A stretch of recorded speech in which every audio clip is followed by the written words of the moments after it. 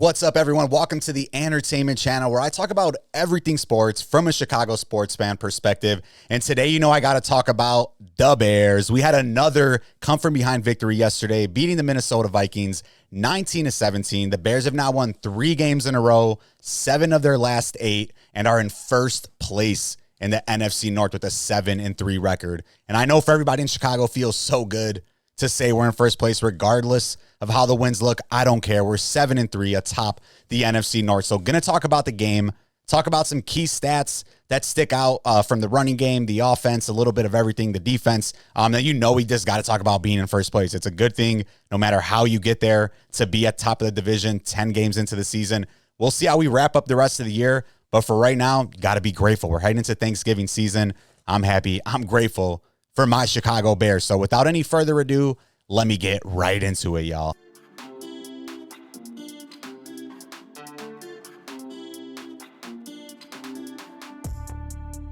Chicago, we're back, baby. Let's start it off with a round of applause for the team, for the fans.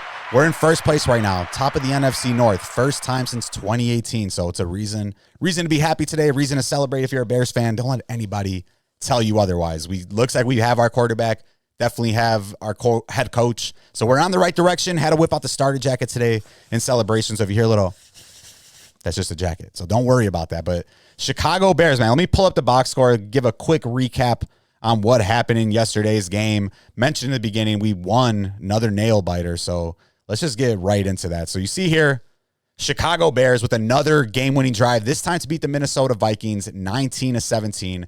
The Bears have now won 3 games in a row, 7 of their last 8, and they're first place in the NFC North with a 7-3 record. So yesterday, Cairo Santos, he had a 48-yard field goal to win the game as time expired. The Bears were up 16-3 going into the fourth quarter. We ended up giving up 14 points. We were down with just 50 seconds left to go.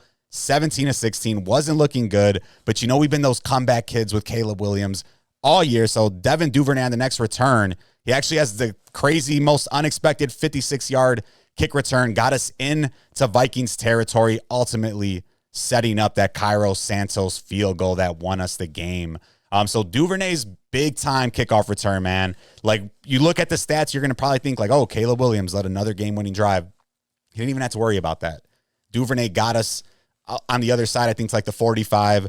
We had 3 straight runs. I was definitely nervous with Santos coming up to kick. He made a 54-yarder, ended up missing like a 45-yarder earlier in the game.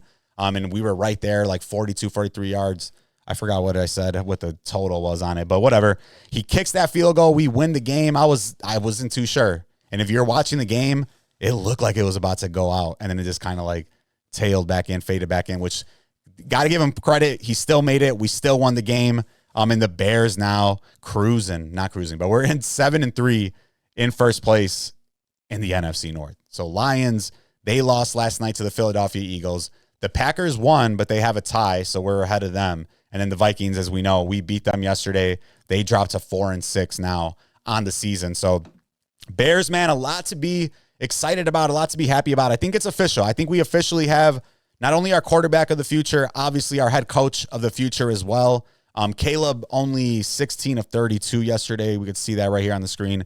Only 193 yards. He did take 2 sacks, but only lost 13 yards. And just, there was drops again, man. I mean, let's be frank. DJ Moore, a couple drops there. And just some plays where they're starting to get it going. A little bit hard to connect. It is a division opponent. Brian Flores, one hell of a defensive coordinator. Excuse me. So it's always tough when you're going up against the Vikings. Any division game, especially with a really good defensive coordinator like Flores, is always going to be tough. But it's good to see the ball kind of being spread out. Nothing too crazy on the offense, but Cole Kmet, 45 yards, Rome, 41, Colston Loveland, 40, Luther Burden, 27, DJ Moore, only 1 reception for 18 yards. But the Bears, man, a lot to be excited for, like I said. So some things to look at. I know everything's all positive. I know we're talking about the positives. There's not much to say about yesterday besides we still got to get better in the red zone. I want to see us better. I think we're top 10 offense, but in the red zone, we're like maybe in the 20 rankings, 25th or 26th I saw yesterday in terms of like scoring touchdowns once we get on there. So we still have a negative point differential. So if you look at the standings, that is a little worrisome. We're the only team leading the division with a negative differential. So not like the Tampa Bay Bucks are crazy. They're +2, but we are -6. A lot of that is, I would attribute to the first time we played the Lions earlier this year. We lost 52-21. So obviously a 31 point loss like that is going to mess up your differential. And then one thing too that's pretty scary is, really besides the turnovers, we've seen all these turnovers right now from the Bears. They had a couple of interceptions yesterday. Seems like every other game they're making these giant plays. But besides that, the defense overall has been pretty bad, if we want to be honest. They're 27th in the league in yards per game. The yards per game allowed. They're 26th in points per game allowed. However, they do have a banged up secondary, so maybe that's to do with that. I mean, people have been filling in like crazy. Kevin Byard's been a really good pickup for us. We didn't have to spend much on him. Nashawn Wright, a crazy interception yesterday, who hasn't been great in coverage, but he has made some interceptions. So it's hard to imagine where we could actually be if our team was healthy. I mean, that's something you want to picture. Jalen Johnson, Kyle Gordon, you want those people back, but it seems like we've had the injury bug. Like everybody gets hurt. Stevenson got hurt yesterday, and it seems like every week we're just losing somebody. I'm getting that water. So looking at my notes here, I mean, wins, they have not all been pretty, but a win's a win for real. Like, you got to remember, there's one thing I wrote down that sticks out to me that's hard to think about while you're watching the game, is our offensive core is just crazy young right now. I mean, you think about Caleb Williams, Rome Odunze, they're only in their second season. You think about Loveland, Luther Burden, Kyle Monungai, they're all rookies. So 5 guys that are pretty much the core of the offense that are getting a lot of the receptions, targets, rushing attempts. These dudes are only like rookies, second-year players. And keep in mind, all of them are in their first year under Ben Johnson. So, man, once they start to get not only just like veteran experience in the NFL, but just experience within this NFL offensive system of Ben Johnson, I mean, I feel like, I don't even know what's the little cliche I'm thinking of. Like, there's no limit on how high we could go as an offense. Right now, they're gonna be scary, man. Caleb is like the one technical like weakness, you could say, but he would probably be throwing more if we weren't running so well. So we're like, I think, let me see here. In terms of offense right now, I'm scrolling randomly here while I'm trying to read the other side. So in terms of offense right now, top 10 offense in the NFL, we're 6th in total yards per game, 2nd in rushing per game, 8th in points per game, and we are 13th in passing yards per game and only like 4 yards away from being in the top 10 in passing yards per game. And talked about some drops. If we had just made some of those catches these last couple of weeks, that yards per game would be a little bit higher for passing yards. So the offense looks good, man. I think we got exactly what we expected, or at least the best side that we expected. Caleb looking better. I think the timing's looking a lot better for the offense. Even though there's been a couple of misses, they're taking those shots, which means Ben Johnson does trust Caleb Williams, and they're just like a hair little second off, which as they get that more reps together, experience and everything, I feel like a lot of that is going to just only improve, man. So 7-3, first in the NFC North, and I feel like we still have room to improve. Yeah, have we had some nail biters?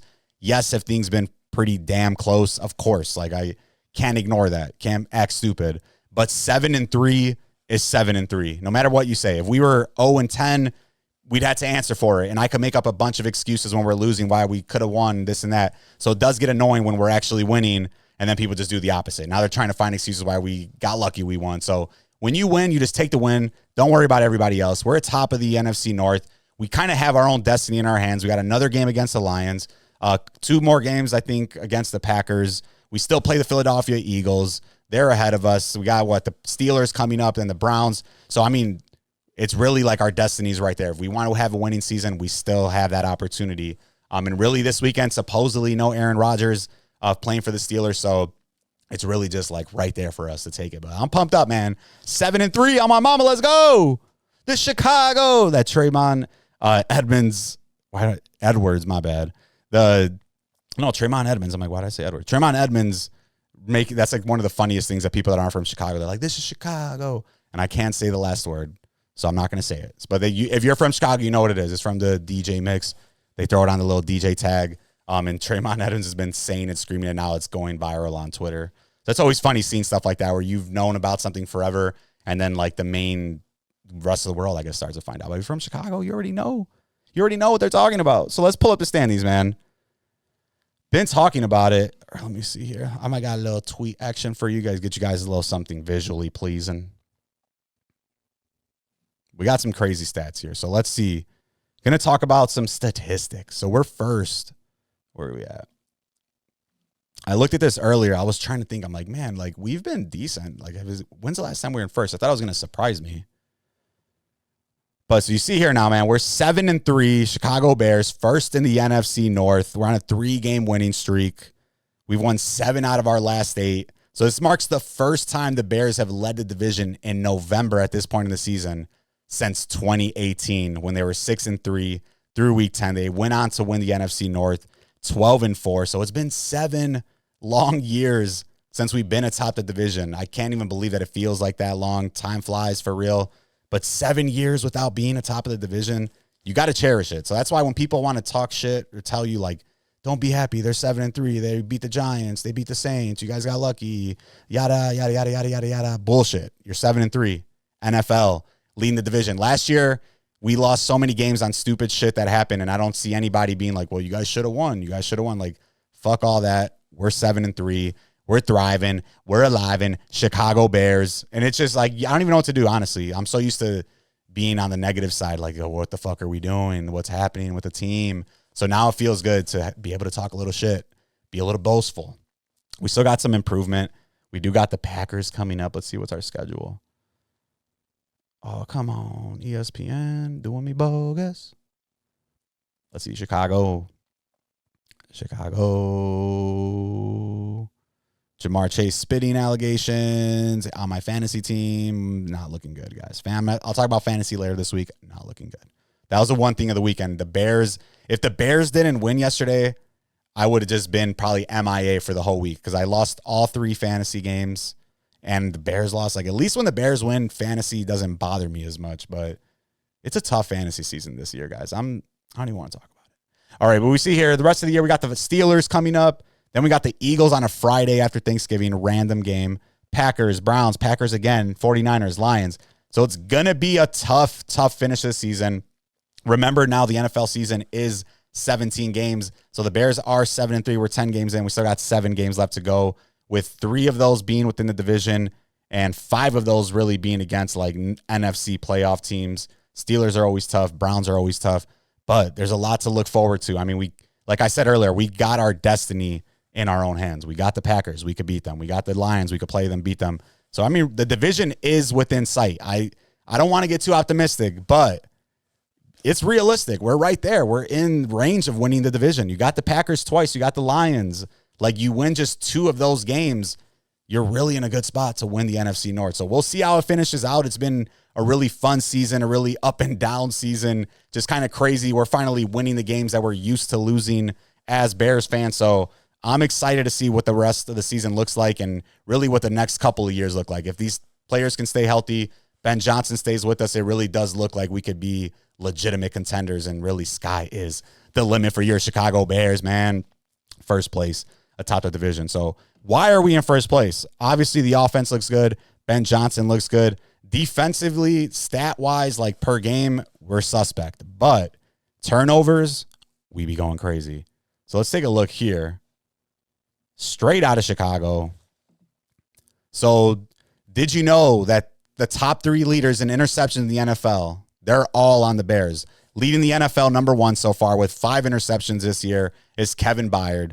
Number 2 is Tremaine Edmonds with 4 interceptions. And then third, actually tied for third with Devin Lloyd of the Jaguars, is Nashawn Wright. So 5, 4, 4. The other guy, Devin Lloyd on the Jaguars, he's got 4.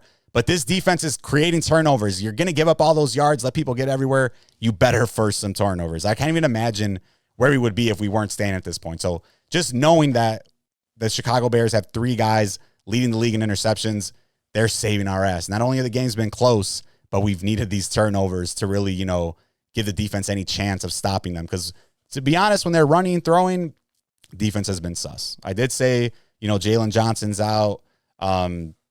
Gordon's out. We got a bunch of people in the secondary. Pretty much everybody's out. So you got to count that into effect. Dennis Allen, first-year defensive coordinator, so you don't know if he has maybe all the players that he necessarily would want on his defense, kind of still dealing with what we had from the remnants of the last few years.